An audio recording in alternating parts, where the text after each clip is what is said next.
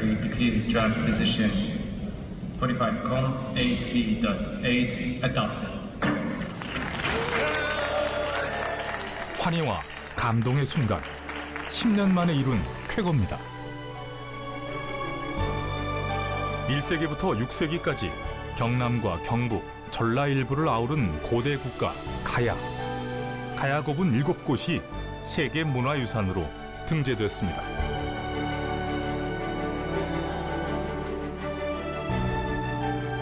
우리나라에선 16번째, 고구려, 백제, 신라에 이어 4번째 고대 국가로 세계가 인정한 겁니다.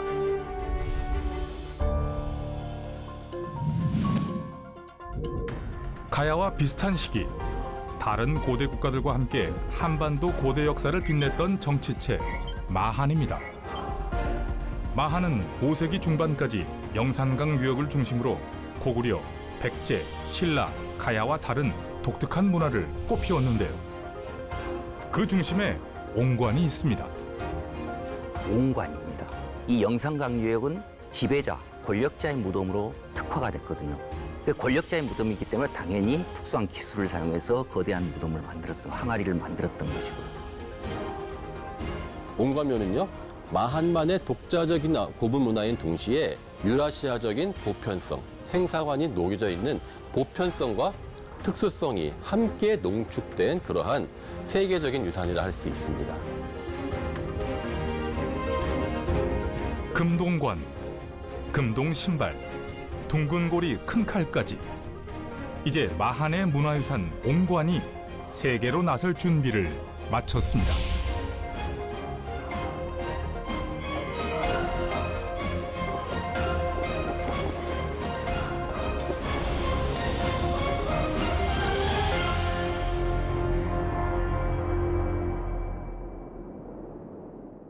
전남 해남군 북일면, 서남해안이 한눈에 들어오는 정상에 고분군이 펼쳐져 있습니다. 4세기 무렵 축조된 고분으로 마한 수장의 무덤입니다.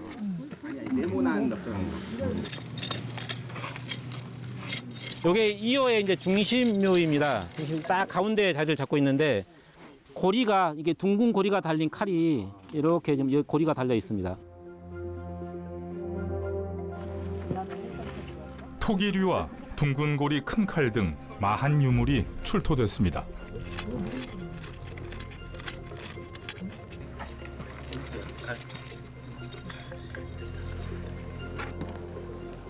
해안 지역에서 둥근고리 큰 칼이 나온 것은 극히 이례적인 일. 이 지역 바닷길을 관장하며 외부와 교류한 강력한 세력이 있었을 것으로 추정됩니다. 그 처음에 우리 나올 때 이게 그냥 대용이겠다 싶었거든요. 전용이 아니고 이제 다양한 거 본다. 눈에 띄는 또 다른 유물. 길고 둥그런 타원형의 옹관입니다.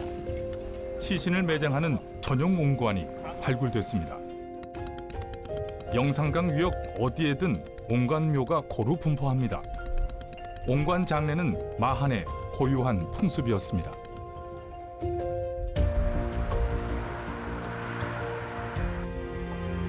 광주광역시 신창동 유적, 기원전 1세기 마한 초기 유적으로 국내 최초, 최대 규모의 생활 유적을 자랑합니다.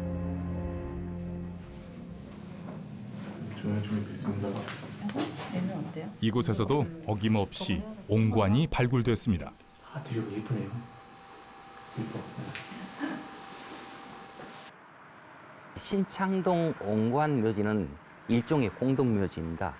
약 50개가 넘는 옹관을 안치하고 있는 그런 묘역, 즉 무덤의 공간이거든요. 아주 신성시되고 있던 그런 공간입니다. 이때 당시에 그릇을, 토기를 보면은 토기의 아가리를, 점토띠를 한번 덧붙인 점토대 토기라고 하는 형식의 토기입니다. 그런 형식의 토기는 기원전 1세기경에 한반도 전역에서 유행하던 그런 토기이거든요. 그 다음에 또 하나, 점차 무덤이 거대화되면서 그 거대한 무덤에 묻힌 바로 관이 항아리 무덤이라는 것입니다. 다시 말해서 이 신창동 옹관묘지는 남도 지역 마한의 기틀이 되었던 고대 세력의 무덤들이었다. 50에서 80cm 가량의 민무늬 토기. 신창동 마한 사람들은 평소 사용하던 토기를 옹관으로 사용했습니다. 크기로 봐선 아이의 시신을 묻었을 겁니다.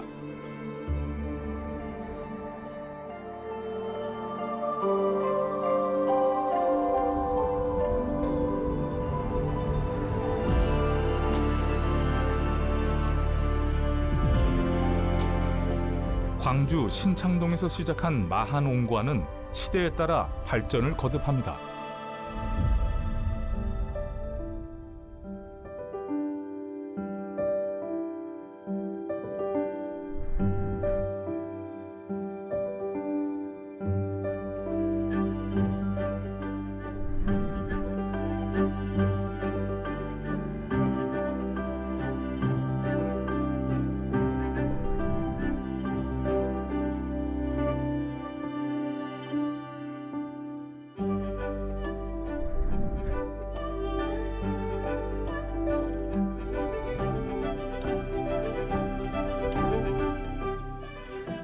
전용 옹관 제작으로 시신 안치 모습도 달라졌습니다. 큰 옹관에 시신의 윗부분을 넣고 작은 옹관에 아랫부분을 넣습니다. 두 옹관을 봉합한 후 부장품을 함께 묻으면 끝납니다.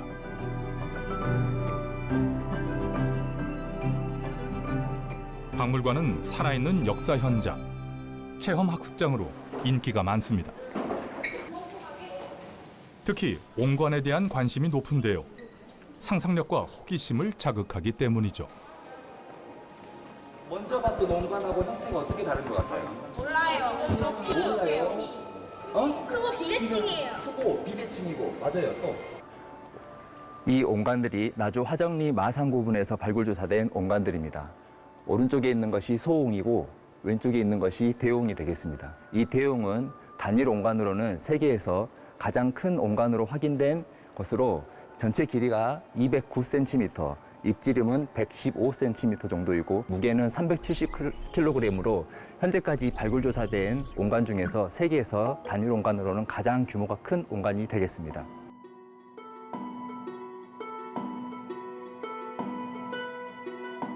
압도적인 크기와 무게, 옹관계의 기네스감답습니다.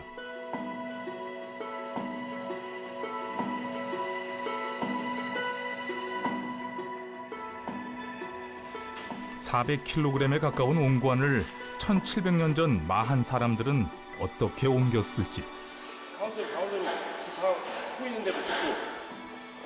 마한 옹관에 풀리지 않는 수수께끼는 여전히 많습니다.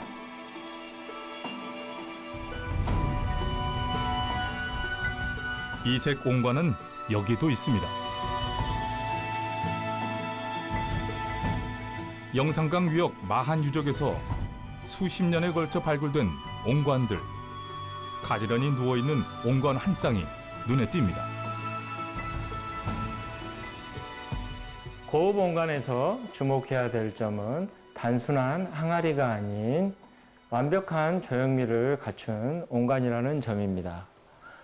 그리고 지금까지 발굴된 옹관들이 회갈색, 회청색, 젓갈색인 반면 회백색이라는 점도 특이합니다. 이를 통해 고대인들의 예술적인 감각도 엿볼 수 있습니다.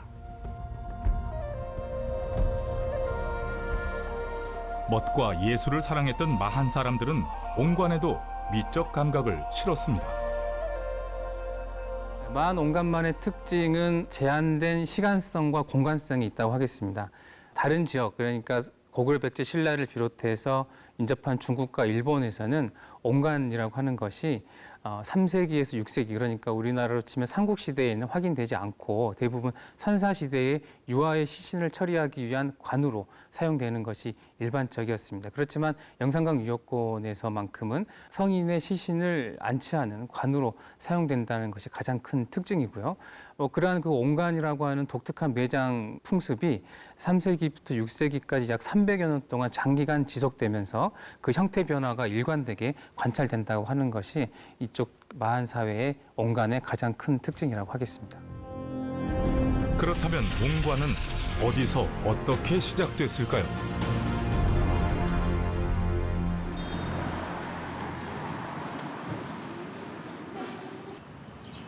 중국 탕샨 박물관. 1996년 북경 심양간 고속도로 건설 현장에서 대규모 옹관이 발굴됐습니다. 당시 발굴된 옹관이 261기, 곳곳에 작은 구덩이가 있고 안에는 항아리와 그릇 같은 장례용품이 가득했습니다. 구조와 규모가 중국에서 매우 드문 사례였죠. 战汉时期，在环渤海地区也广泛的推广开来，甚至传播到东亚地区。当时就是在咱们国家也设计了19个省区的地区都有这种瓮棺葬制，70多处地点，传播到朝鲜半岛和日本的九州等地，对当时的文化交流和文化传播也起到了一个很好的作用。 옹관은 한반도를 포함한 동아시아의 주된 묘제였습니다. 발굴 지역 간의 공통점도 있는데 대형의 경우는 아주 특정한 지역에서 일시적으로 성행이기 때문에 서로 간의 관계를 살펴보는 데 중요한 자료가 되지요. 예를 들어서 동아시아에서는 중국, 일본, 베트남 그리고 이제 한국 성행했는데 전 지역에서 성행한 게 아니고 중국의 경우는 발해만 서쪽에 집중이 돼 있어요. 그리고 한국은 영산강유역을 중심으로 한 고대 만사회, 그리고 일본의 경우는 이제 큐슈에서도 북서부 지역, 그리고 베트남의 경우는 중부 지역 동해안 연안 이런 데서 성행을 했거든요. 그래서 시기적으로는 약간 차이가 있지만은 공통된 특징이 바다를 끼고 있기 때문에 해양 활동하고 직결될 가능성이 높다 하는 것은 뭐 일치된 견해들이고 옹관 제작 기술에 따른 차이도 보입니다. 옹관의 크기하고 직결이 됩니다. 신전항아장의 경우는 상당히 크죠. 큰 거는 뭐 두 개 합해서 3m가 넘는 경우도 우리나라는 많이 나오니까. 그리고 일본은 약간 다리를 굽히기 때문에 대개 1m 50 전후이죠. 그리고 베트남은 대개 1m 남짓입니다. 그래서 옹관의 제작에 있어서도 역시 난이도가 조금 지역에 따라서 다르다. 마한의 옹관 제작 기술은 다른 나라와 견줄 수 없었습니다. 독보적이었습니다.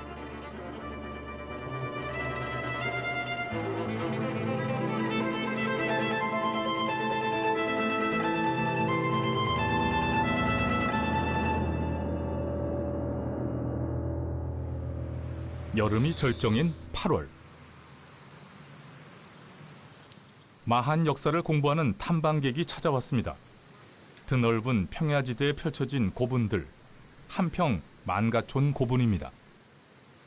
이 무덤들은 만들어진 시대도 매우 이른 시대입니다. 뭐 2세기 때까지 올라가는 무덤들도 그 속에서 나오고 있고요. 3세기 때 또 많이 만들어졌고 뭐 4세기 정도까지 무덤이 만들어지는데 그 무덤들은 대개 보면은 그 목관을 넣은 토광묘, 목관 토광묘라든가 또는 마한 무덤에서 흔히 많이 보이는 옹관묘들이 곳곳에 있어서 목관묘와 옹관묘 조합으로만 되어 있습니다. 처음 고분을 만들 때는 목관을 추가로 이어가다 새로운 묘제인 옹관으로 바뀌어 갑니다.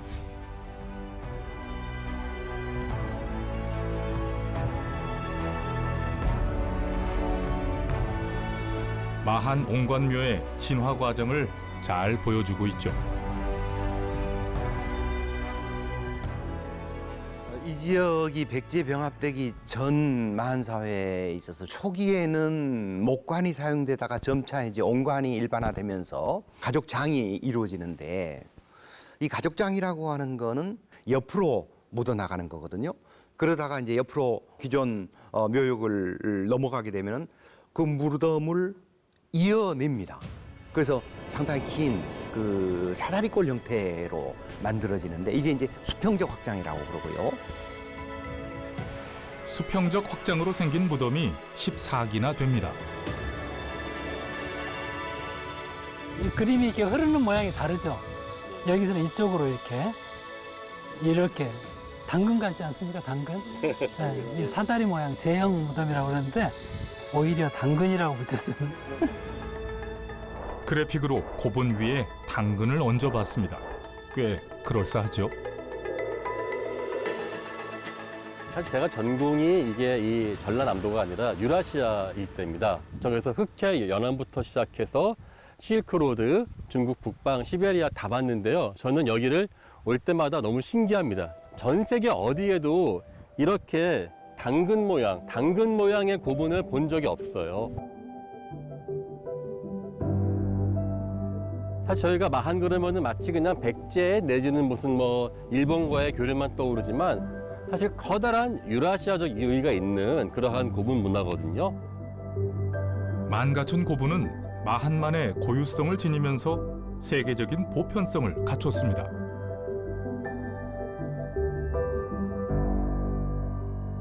다음으로 찾은 곳은 마한 역사 탐방의 필수 코스, 나주 보감리 고분군. 이거는 방형이고 거기에다가 방대형이라고 그럽니다. 위에 끝에가 평탄지가 생긴 겁니다. 그걸 대라고 그래서 방대형이라고 그러는데 위에서 보면 커다란 사각형 모양의 고분들. 보감리 고분군에는 여러 모양의 무덤이 옹기종기 모여 있습니다. 수많은 유물도 발굴, 소멸시기 마한의 중심지였죠. 우리가 일반적으로 생각했듯이 봉분 하나에 무덤 주인이 한 사람만 들어갔을 것이라고 생각이 이제 되기가 쉬운데 3세기부터 시작해서 7세기까지 거의 400년에 걸치도록 대대로 그 혈연 집단의 무덤이 이 봉분 안에서 이루어졌던 겁니다. 그러니까 무려 하나의 봉분 안에 41개의 매장 시설이 들어있어요. 돌로 만든 돌방도 있고 토기로 만든 옹관도 있고 뭐 석곽도 있고 석실도 있고 횡혈식도 있고 수혈식도 있고 시대에 따라서 쓰던 다양한 무덤들이 들어있는 거죠. 다양한 매장 시설을 지닌 보감리 고분은 마치 고분 박물관 같습니다. 제작진이 주목한 점은 또 있는데요. 5세기쯤이 되면은 분형이 원형이나 방형으로 정착이 되면서 기존의 추가장을 유지하다 보니까 추가장이 위로 올라갑니다. 층을 이루고 올라가는 거거든요. 그래서 이게 이제 수직적으로 확장이 되면서 무덤이 아주 고대한 무덤이 되지요. 반남 쪽은 늦은 시기까지 기존 옹관이 중첩을 이루는 데 반해서 보감리 쪽에서는 옹관을 대신해서 영상강식 석실이 5세기 말 6세기 초까지 사용이 되고 6세기 중엽부터는 백제식이 들어옵니다.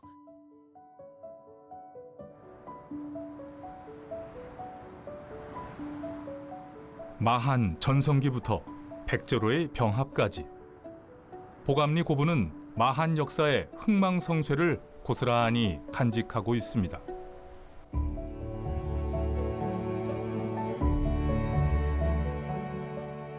자미산을 중심으로 거대한 고분군이 펼쳐집니다. 신촌리, 덕산리, 대안리까지 40여 기가 분포하는데요.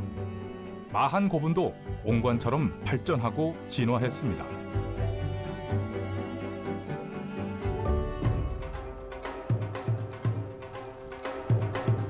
2에서 3세기 사이 형성된 만가촌 고분, 수평적 확장의 대표 고분으로 드넓은 사다리꼴 모양이었습니다.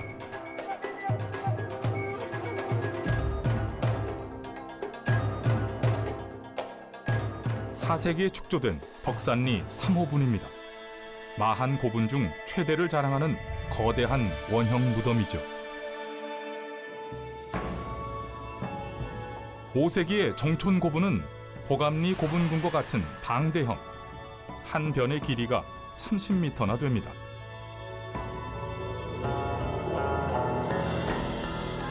(6세기에) 들어서면 색다른 고분이 등장합니다. 위에서 보면 동그란 봉분과 사다리꼴 봉분이 맞닿아 있습니다. 전통 악기 장구를 닮았다 해서 장고분으로 불리죠. 고분에서 출토된 유물은 과거를 비추는 거울입니다.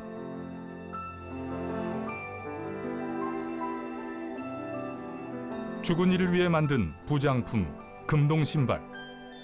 밑창에 박힌 못은 저승까지 힘들지 않고 편안히 가길 바라는 마음이 담겨져 있습니다. 나주 보감리 굽은 금동신발입니다. 물고기 장식은 죽은 후 신선처럼 살고 싶은 도교 사상의 영향을 받았습니다.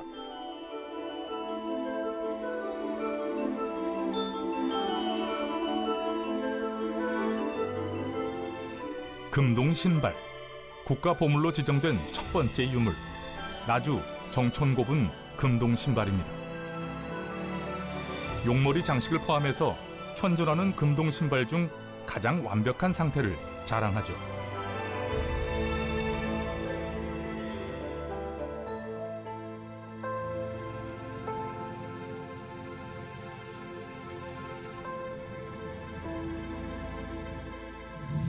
마한 옹관이 꽃을 피운 5, 6세기 백제, 신라, 가야의 고분은 어떻게 발전했을까요?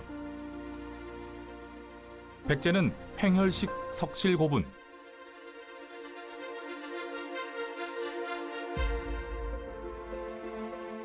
신라는 적석 목곽분,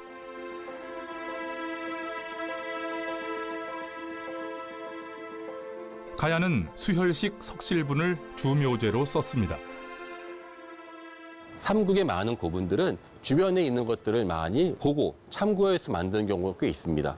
예컨대 신라의 어떠한 적석 목곽분은요, 초원 지역에 있는 고분들과 아주 유사하고요. 또 뭐 낭랑에 있는 고분이 남한에 영향을 미치고 중국에 있는 것들도 백제에 영향을 미쳤습니다. 그런데 마한은 자기들만의 독자적인 무덤을 계속 만들어요. 당근 모양의 거대한 고분. 그러면서 또 주변에 있는 고분들, 백제 계통 고분도 들어오고요. 일본 계통의 고분도 들어오고요. 다양성들을 인정하면서 그들을 굳이 거부하거나 다 따라가지 않습니다. 그들을 마한이라고 하는 그러한 자신들의 문화에 녹여내는 것 같습니다. 마한은 거대한 솥과 같다. 그와 같은 다양성의 기반은 남도 문화가 갖고 있는, 마한 문화가 갖고 있는 풍요로움과 타 문화에 대한 개방성이 아닌가 하는 생각이 듭니다.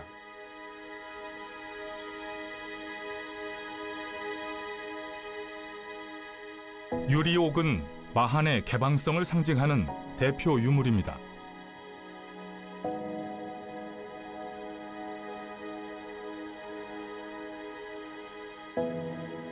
고대 사회, 유리옥은 장식품을 넘어 권력자의 위세품. 유리옥 생산지는 멀리 동남아시아나 서남아시아였습니다. 마한의 수장들은 해상 교역을 통해서 유리옥을 수입했는데요. 도착까지는 1에서 2년. 그만큼 막강한 권력을 갖고 있었죠.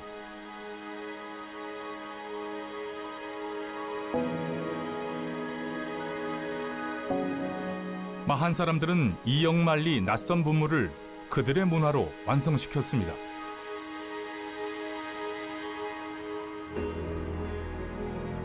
마한은 남도의 토양 위에서 포용과 공존을 택했습니다.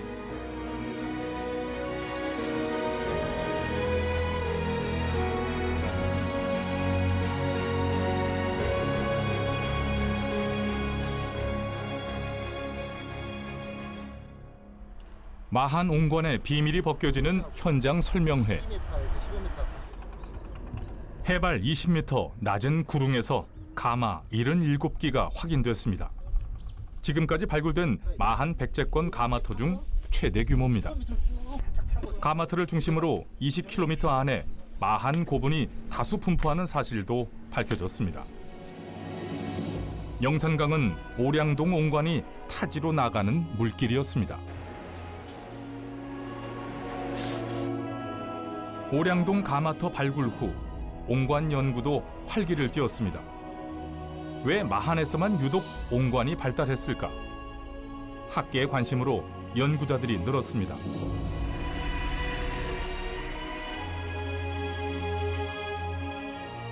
그리고 2000년의 신비가 서서히 드러났습니다.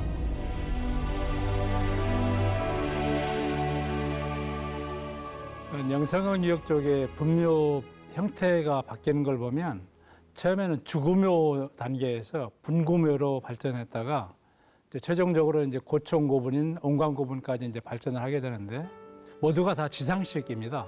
그러니까 다른 지역에서 그 지하 깊숙이 묻었던 묘지하고는 달리 지상식이기 때문에 목관을 사용했을 때 쉽게 봉토가 유실이 되면서 시신 훼손할 가능성들이 있는 묘제이기 때문에 그런 점에서 목관 대신 온관으로 전환을 했을 가능성이 굉장히 높습니다. 특히나 이제 이쪽 지역의 경우에는 토기 생산에서는 아마 유리한 조건을 가지고 있었기 때문에 그래서 이제 당시로서는 하이테크인 대형 온관을 제작할 수 있는 기술을 아마 가지고 있어서 이 목관에서 온관으로 바뀌지 않았을까 이제 그런 생각을 해봅니다.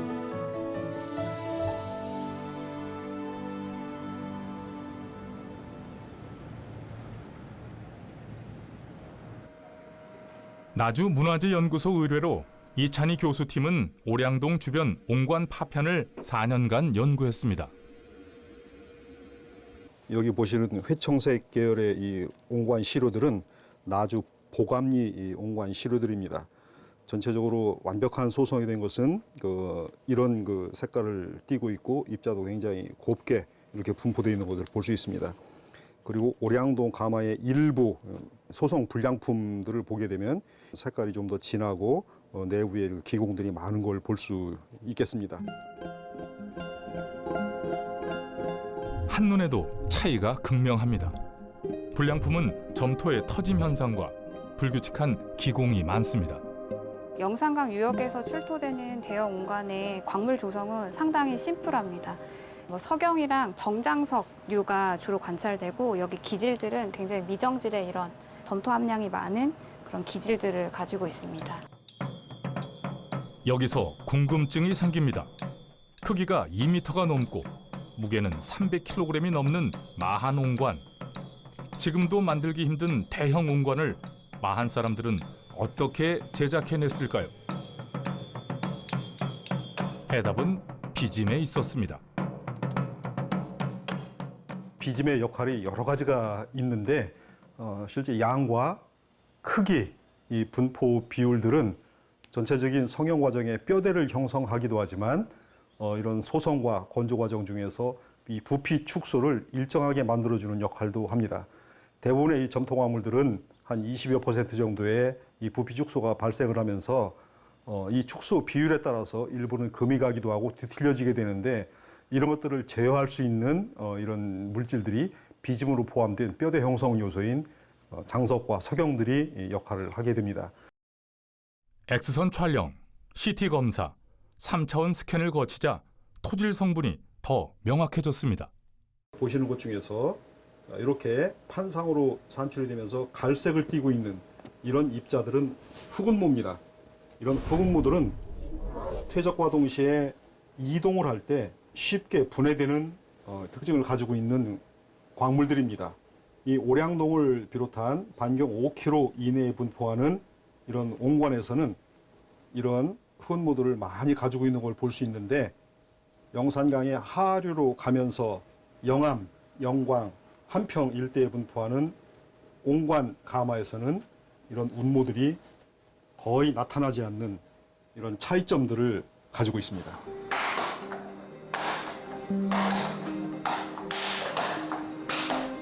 비짐과 고운 흙의 비율 2대8. 나주 오량동 토양은 대형 온관을 만들 수 있는 최적의 조건을 갖췄던 겁니다.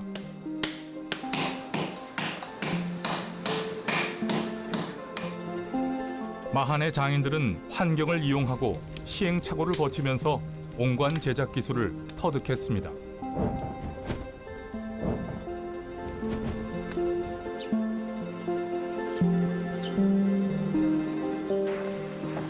그리고 영산강을 통해 주변 지역으로 날랐습니다.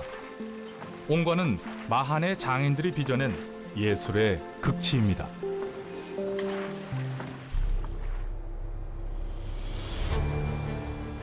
마한 사람들의 온관 제작 기술은 토기를 정교하게 빚는 데서 시작됐을 겁니다. 새 발무늬가 새겨진 조족 문토기.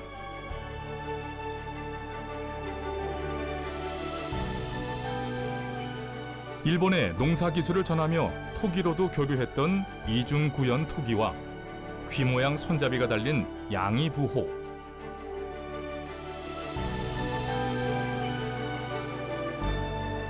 구멍이 뚫린 유공광구 소호도 마한이 자랑하는 토기죠. 마한 옹관은 토기를 만들며 갈고 닦은 기술 집약의 결정체입니다.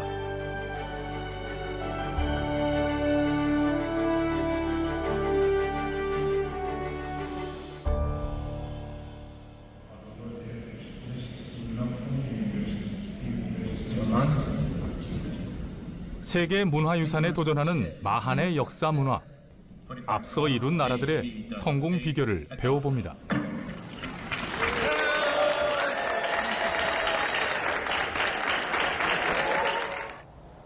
최근 가야 고분군을 유네스코에 등재한 경상남도를 찾았습니다. 지난 10년간 세계유산 등재 업무를 맡은 추진단 사무실. 등재 성공 후 더 바빠졌습니다. 예, 세계유산에 등재를 추진하게 되면은 그 기존에 등재된 그 다른 유산들과 차별화된 어떤 특별한 가치들을 보유하고 있는 것이 가장 큰 이제 등재의 관건 중에 하나가 됩니다.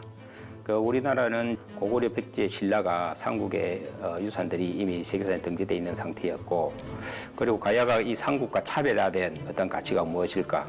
그리고 나아가 한반도를 넘어서 동아시아, 세계적으로 어떠한 가치가 있을까? 이런 거에 이제 중점적으로 연구를 했습니다. 가야는 다른 고대 국가와 달리 여러 정치체가 연맹의 이런 구조를, 정치 형태를 구조를 가지고 있는 것이 특별한 이제 가치로 인지가 되었고, 현재까지 조사 연구를 통해서 그 실체와 연구 성과가 반영된 7개 고분군을 세계유산에 동시에 등재를 추진하게 되었습니다. 등재 신청부터 결과까지 길다면 긴 시간이었습니다. 그래서 기대도 큽니다. 세계유산에 등재가 되면은 그 전 세계적으로 그 유산에 대해서 가장 많은 홍보 효과를 가질 수 있습니다. 가야가 특히나 이제 삼국과 같이 공존했지만은 국내적으로도 그다음에 세계적으로 거의 알려져 있지 않았습니다. 아마 세계유산에 등재되면은 한반도의 고대 국가에서 삼국과 공존했던 가야라는 문명이 전 세계적으로 알려질 수 있다. 이것이 가장 큰 홍보 효과 장점이라고 생각하고, 이러한 홍보 효과가 더불어 이제 유산이 알려지면서 국내는 물론 국제적으로도 아마 관광객들이 많이 이제 찾게 되겠죠. 아무래도 앞으로 가야사에 대한 연구와 관심 이런 부분들이 굉장히 많이 늘어날 것이다. 이런 점에서 이제 가장 큰 효과를 기대하고 있습니다. 경북 고령 지산동 고분군. 해발 400m에 700여 기 고분이 펼쳐져 있습니다. 고령 지산동 고분군은 대가야 최고 지배층의 무덤군이라고 할 수가 있겠습니다. 다른 가야 고분군에 비해서도 특히 높은 해발 고도의 축조가 되는 모습들을 보이고 있는데, 이러한 것들은 이제 죽은 자의 공간으로서만 의미를 담고 있는 것이 아니라 생활 공간에서 우러러 보이는 그런 경관물로서의 의미를 담고 있다라고 할 수가 있겠습니다. 높은 곳에 이런 대형분을 이제 축조함으로써 이제 피장자 그리고 그 국가의 국력 혹은 이제 왕권, 권력 같은 것들을 내포하고 있습니다. 국내 최대 순장 고분인 지산동 44호 고분을 재현했습니다. 가야 왕이 한가운데 묻히고 주변에 부장품을 놓습니다. 순장자들의 석곽도 30여 개 보입니다. 수혈식 석실의 특징을 잘 보여주고 있죠.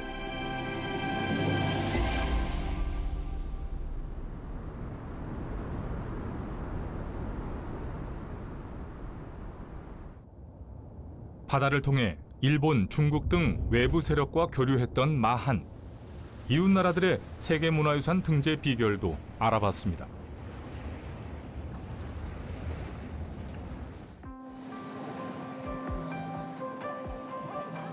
일본 제2의 도시 오사카. 예로부터 긴키지방 수륙교통의 요충지였습니다. 일본 고분 양식인 전방 후원분을 비롯 분구묘 수십 기가 세계유산으로 등재됐습니다. モズ古市古墳群は古墳時代の最盛期4世紀後半から5世紀後半にかけて築造された日本の王たちの古墳群です。でこのモズ古墳群が築かれた大阪平野は古代の日本の政治文化の中心地の一つであり、大陸に向かう航路の出発地である大阪平野に築かれました。 모즈 후루이치 고분의 특징은 45기 고분이 도심에 분포한다는 것. 당연히 접근성이 좋습니다.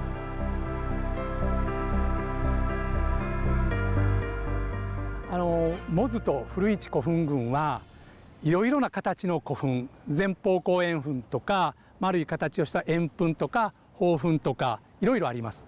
それとともに大きさも大きいもの、小さいもの、中くらいのもの、それが一箇所に固まって、モズも 4km 四方、古市も 4km 四方に固まっての存在してるんですね。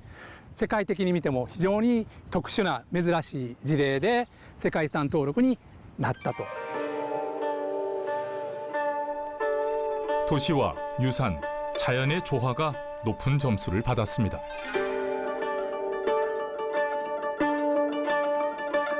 장례 의례도 주목받았는데요. 시신을 묻은 후 고분 주변을 한이와 같은 토기로 장식했습니다.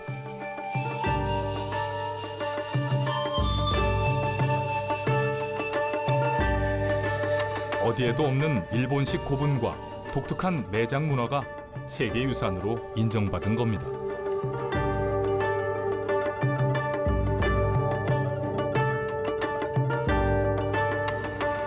중국 항주의 서호. 2500여 년 역사를 지닌 세계 최대 인공호수입니다. 서호는 항주에서 북경까지 4개의 성과 2개의 시를 아울러 흐릅니다. 삼면이 산으로 둘러싸여 계절마다 새로움을 주는 것도 특징이죠.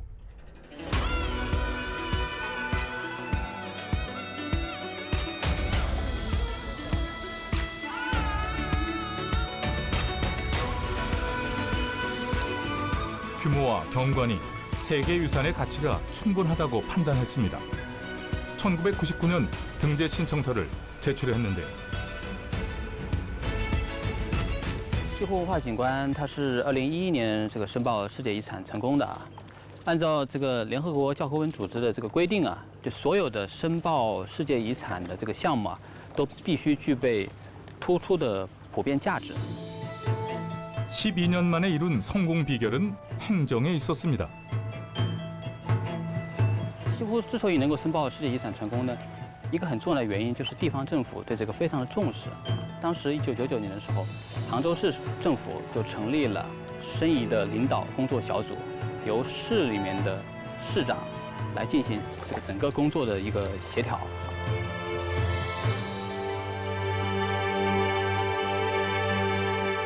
在这个过程当中呢，最重要的就是申遗文本的编制，就是我们怎么去提炼、归纳西湖文化景观的它的价值啊。所以我们聘请了国内的顶尖的这个文本编制的团队来编制我们的申遗文本，来提炼我们的价值。然后在这个过程当中呢，然后我们的地方政府呢也对西湖，进行了很多的整治和保护工程，然后对很多的文物古迹呢进行了一个修缮。 包括西湖的水质呢，也在申遗的过程中得到了很好的一个改善。 서호에도 변화가 찾아왔습니다. 관광객이 급증하고 그에 따른 환경 보존은 최대 과제로 남았습니다. 一个文化遗产来说啊，不变就是最好的，因为我们要保存它的价值、它的真实性、完整性，所以不变是最好的。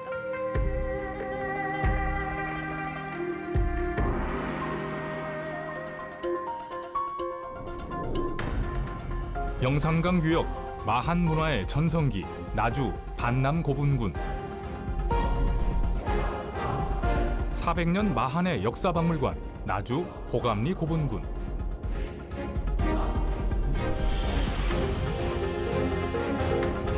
마한 옹관의 비밀 나주 오량동 가마터 해상왕국 마한의 드높은 기세, 해남 군곡리 폐총. 마한 사람들의 의식주 공간, 광주 신창동과 담양 태몽리 유적까지. 국가가 인정한 마한의 국가사적입니다. 유네스코 세계유산에 마한의 이름을 올리려면 더 많은 분발이 필요합니다.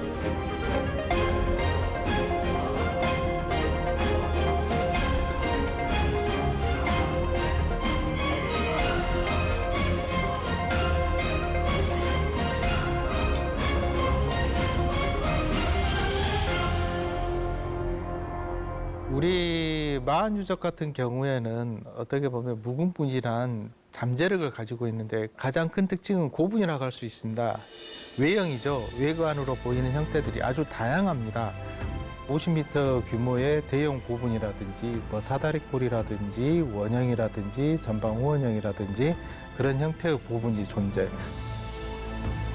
특히 그 안에서 파생되고 나오고 있는 다양한 외래적 인물들, 중국 그리고 일본, 동남아시아에 이렇게 연결된 해양 루트를 통해서 유입된 다양한 여러 가지 구슬 같은 게 확인되고 있기 때문에 이것을 종합적으로 이렇게 연구해가지고 하게 된다면 충분히 경쟁력이 있다고 봅니다.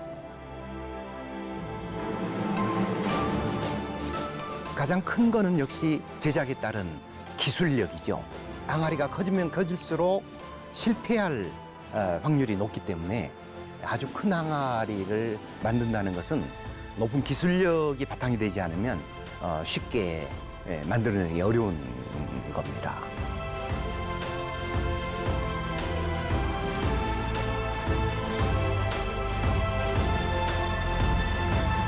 용관이 왈처럼 생겼잖아요. 그래서 아마 내세관 속에서 이제 부활의 의미를 가지고 있었겠다. 그런 추정을 해볼 수 있고, 우리 이제 고대 신화 속에서 난생 신화가 참 많아요. 그래서 난생 신화하고도 연결시켜서 우리가 온관 고분에서의 그 축제했던 집단의 내세관 속에 부활을 상징하는 그런 의미를 같이 가지고 있지 않겠느냐. 더더구나 이제 온관 속에는 거치문이라고 흔히 얘기하는데 빗살처럼 생기는 그런 문양을 거의 대부분 가지고 있습니다. 그래서 이런 빗살을 집어넣었던 태양의 햇살문을 집어넣었던 의미는 그것이 아마 부활과도 연관 지어서 우리가 생각해 볼 수 있지 않을까.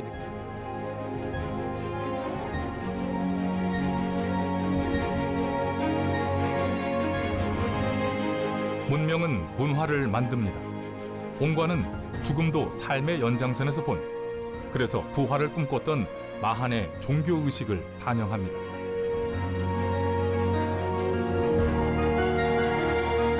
(1917년) 마한의 존재를 세상에 알린 나주 신촌리 구호분 금동관입니다. 마한 왕의 최고 권위의 상징 금동관은 화려하지만 사치스럽지 않습니다. 정교하지만 담백합니다. 멋스럽지만 실용적입니다.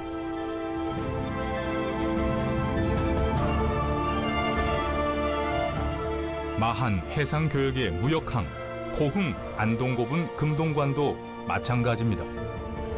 마한의 역사 문화는 인류가 공감할 탁월한 보편적 가치를 갖췄습니다.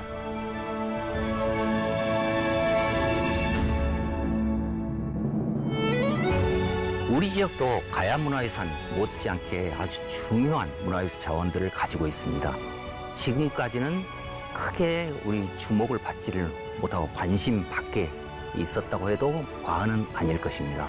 앞으로 5년이 걸리든 10년이 걸리든 기간이 짧을 수도 있고 더 많은 시간이 필요할 수도 있지만 그동안에 우리가 차근차근 준비하면서 문화유산도 보존을 하고 또 연구를 하고 또 조사를 하고 또 시민들로부터 많은 호응을 얻어서 그래서 언젠가는 세계유산으로 등재할 수 있을 것이다 라고 생각이 듭니다.